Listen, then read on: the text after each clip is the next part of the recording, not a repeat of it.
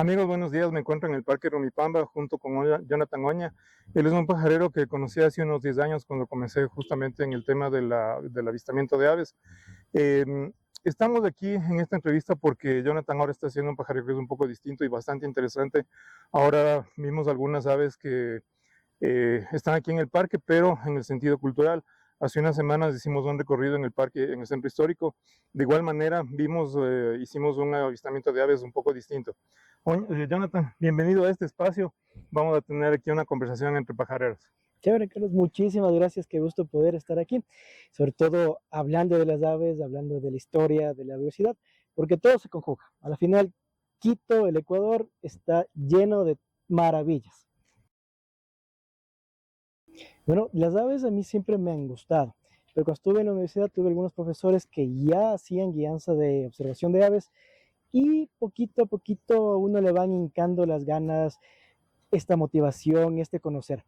Pero cuando ya te involucras y comienzas a entender que las aves dan pauta para muchísimos elementos más del tema arqueológico, del tema botánico, ahí es cuando comencé a interesarme más. Porque veo que las aves no solo vendría a ser ir, reconocerla, tomarle a veces una fotografía, subirle a nuestra lista, sino también entender que a través de esas aves podemos hacer conservación y también podemos hacer actividades culturales. Esta idea nace precisamente porque en algunos tours a veces tenemos 10, 12 días y en estos tours algunas agencias se vende un día para Otavalo, se vende un día para el centro histórico y me pasaba que estaba en el centro histórico y decía, ¿y ahora qué le explico a un pajarero, a un observador de aves? ¿Qué le explico sobre botánica, sobre la parte de las aves? Y me fui dando cuenta que ya había este componente histórico porque tenemos aves en las pinturas, aves en los retratos, aves también en la música, en el patrimonio gastronómico también. Entonces fue naciendo y fue creándose esta idea también de no solo las aves en la parte pues naturaleza, sino también lo que tenemos, por ejemplo, en el centro histórico.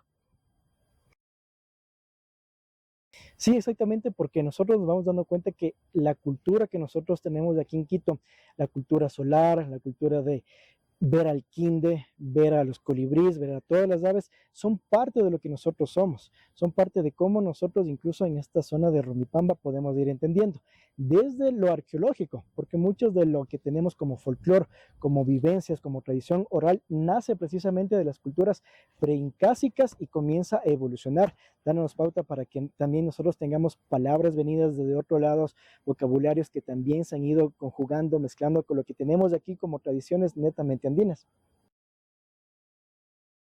Eso es bien interesante porque para la observación de aves muchas veces va gente que ya tiene este conocimiento. Vamos a los festivales, vamos a los conteos navideños, a los Global Big Day, pero cuando comienzas a involucrar un poco con el tema de la cultura, vas viendo que otro tipo de personas también que sí conocen sobre literatura, música, arquitectura, arqueología, comienzan a entender que también el patrimonio natural está presente y es una amalgama de conocer gente que sabe un poco más, un poco menos, en el tema de aves, tiene más experiencia, menos experiencia, pero se maravillan, porque al final aves hay en absolutamente todos los lugares. Aportan desde el hecho geográfico donde nosotros estamos primeramente en el centro histórico o en estos parques que también son urbanos y sobre todo ir entendiendo desde algo sencillo porque muchas veces cuando comenzamos a observar aves no tenemos el equipo, nos hace falta las guías, nos hace falta una cámara, unos binoculares, pero la gente sí ha observado, sabe lo que es un gorrión, sabe lo que es un colibrí, sabe qué es esto. Entonces la conservación nace primeramente desde donde nosotros estamos, es decir, nace desde las partes urbanas porque nosotros sabemos que muchas de las zonas en barrios han sido afectados por este incremento bastante a veces de la polución, de la contaminación. Entonces, empezar desde algo chiquitito que nosotros tenemos frente a nosotros es empezar la conservación. Desde que los niños comienzan a investigar, a saber los gorriones, los milos que tienen en las escuelas, en los colegios, desde esa parte nace. Y después ya podemos ir aplicando mucho más cuando salimos de observaciones al Chocó, a la Amazonía, a Galápagos. Jonathan, muchas gracias por esta entrevista. Me parece que ha sido una experiencia súper chévere ver las aves desde otro punto de vista. Justamente hoy aprendimos muchas cosas de cómo relacionamos apellidos, lugares geográficos, etcétera, con las aves. Y eso nos pareció espectacular. De igual manera, cuando hicimos el tour en el centro histórico, conocer dónde estaban las aves escondidas en las puertas, en las pinturas, también fue una experiencia muy chévere. Estos tours recomiendo totalmente para las personas que no quieren irse, por ejemplo, tan lejos de Quito y quieren todavía ver aves acá. Es realmente bien recomendable, es espectacular.